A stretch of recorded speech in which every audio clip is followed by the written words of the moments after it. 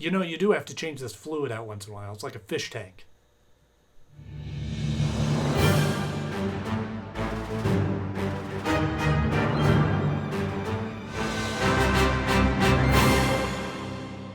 Hello friends, welcome back to the show. So glad to see you all once again.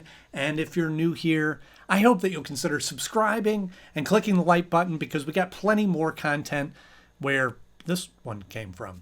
We're here in my new studio getting off and underway with the reviews of Batman Beyond. And we're reviewing each and every episode by episode, from the perspective of an adult today, having grown up on series like these in the 80s and 90s. Now, certainly, this was not a show that I watched regularly, but I'm enjoying watching it now. And today, we're talking about the return of Mr. Freeze in Meltdown, which originally aired on February 14th, 1999. Hey, it's Valentine's Day. Make it snappy. We got 20 minutes before the next harbor patrol. If you've seen any of my reviews from the original Batman the Animated Series, you know that I'm a big fan of Mr. Freeze, particularly what Bruce Timm and the team did with him in the new animated shows.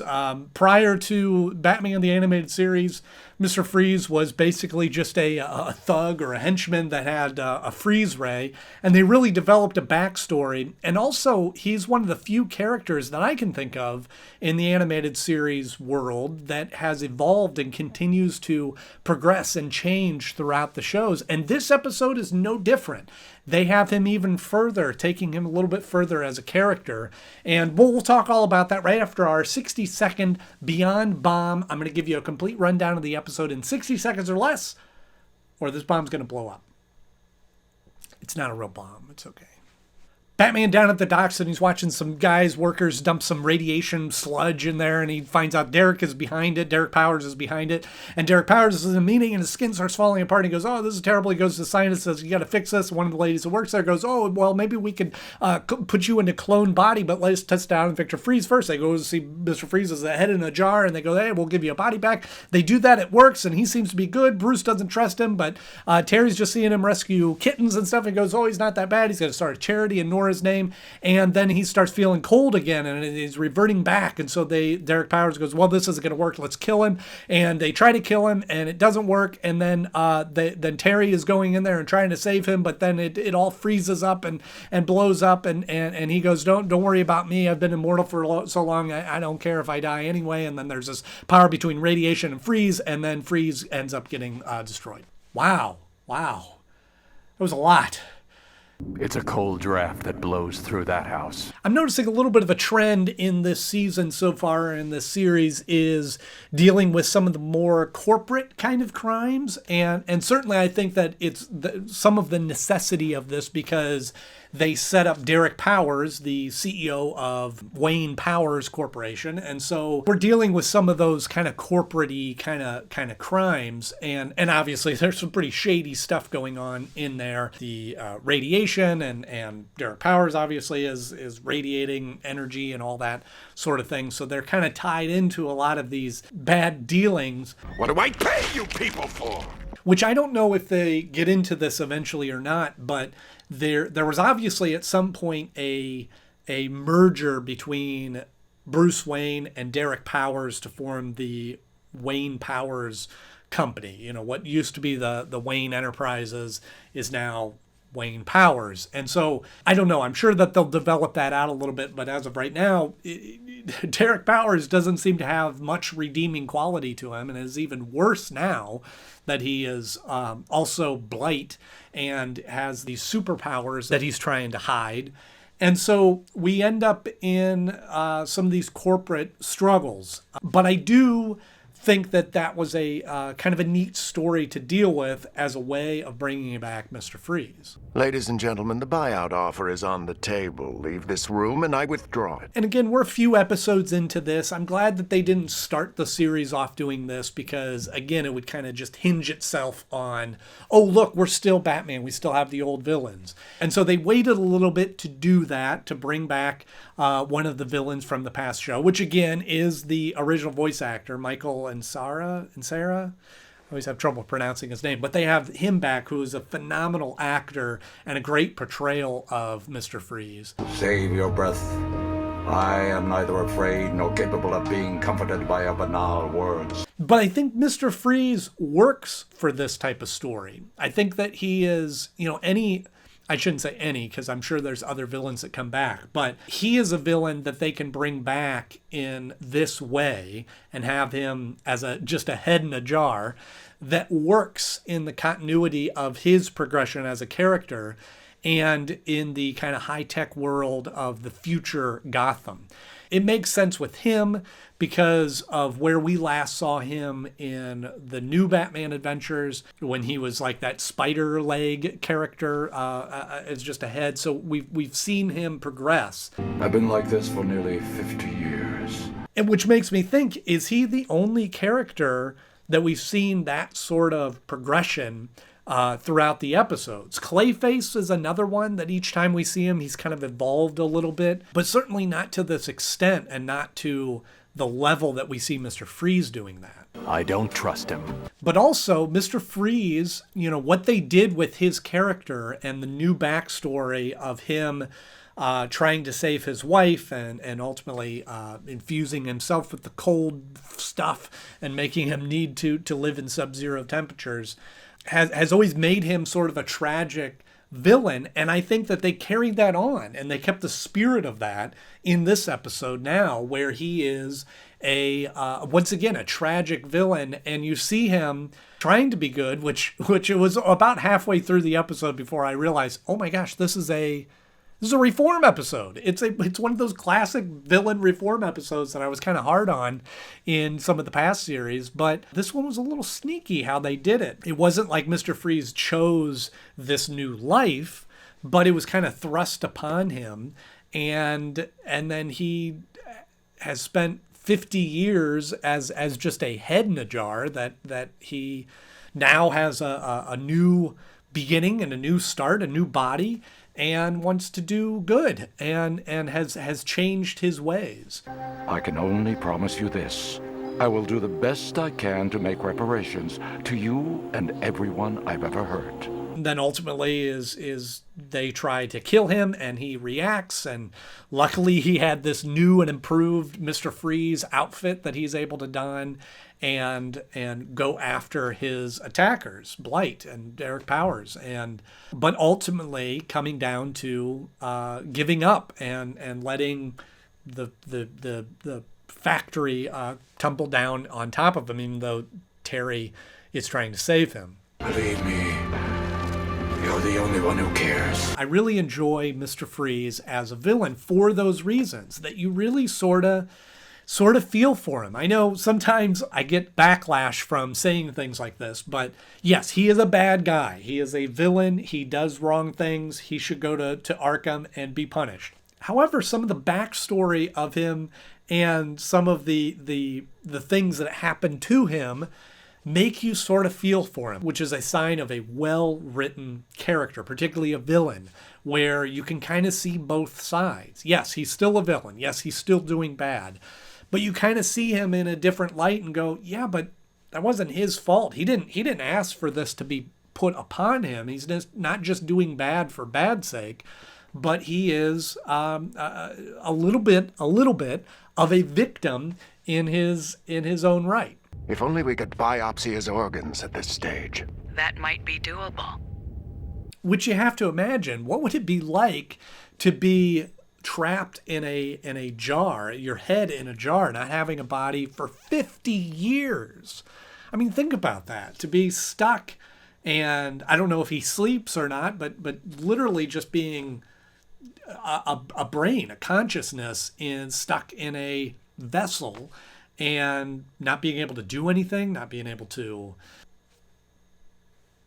do anything. I mean, you can't, I guess you could watch TV or read, I guess, or listen to music, but wow, that would do something. And for him to spend that much time and then come out and not just react and just have resentment towards everybody, but wants to enjoy life and live his own life, and even wants to start a charity and Not charity, justice. A fund in the honor of his past wife, Nora.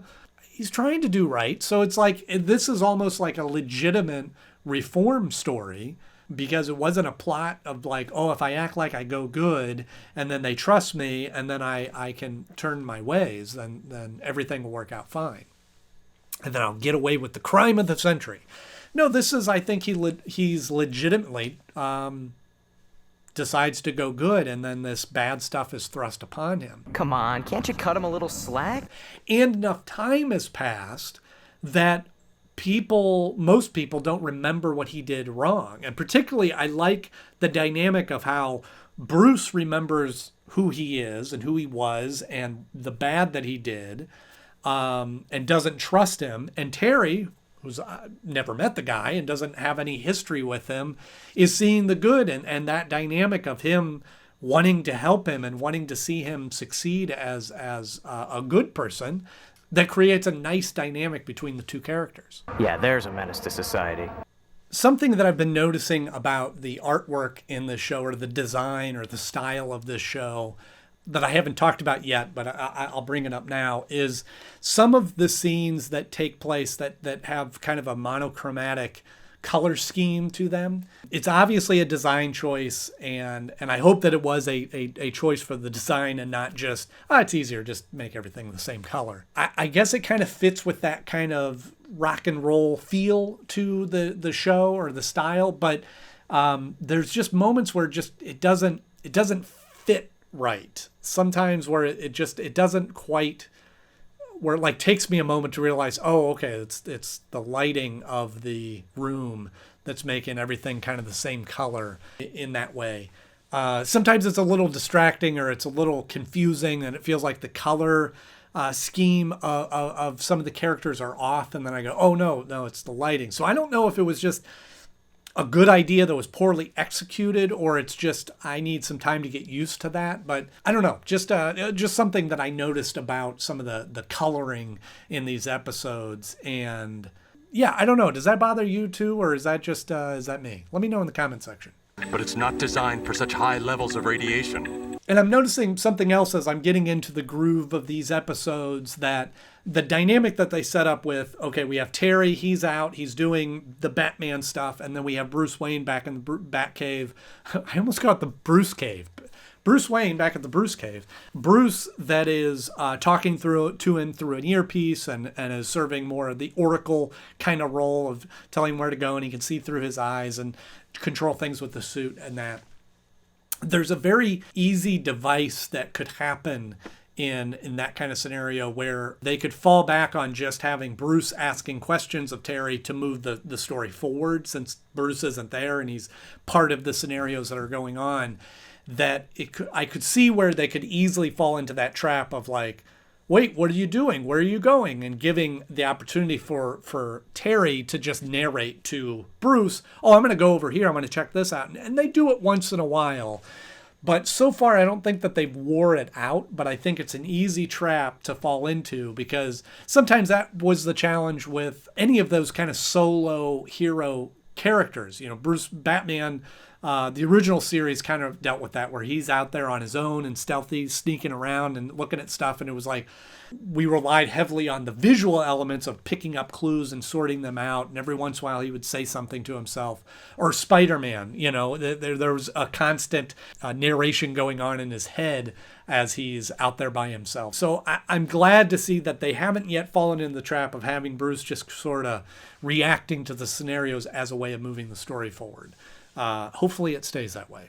Terry, get out of there now! And when it comes time to rank this episode, again, we don't have a lot to base this off of so far in our rankings, but this had a lot of great qualities to it. And for me, and again, this is my list of favorite episodes. I'm not saying that this is the definitive list of these are the best episodes, but these are my favorite episodes. Certainly it helped that this had Mr. Freeze in it, because I'm a big Mr. Freeze fan and I liked what they did with that story. But at the same time, I think that it did, for me, feel like a bit of a throwback to some of those older episodes, and felt less like a Batman Beyond episode, and it felt a little forced. The story made sense, and it was justified to have Mr. Freeze in there, but I feel like you needed to have some back history with Mr. Freeze, and this episode didn't really stand on its own in that sense.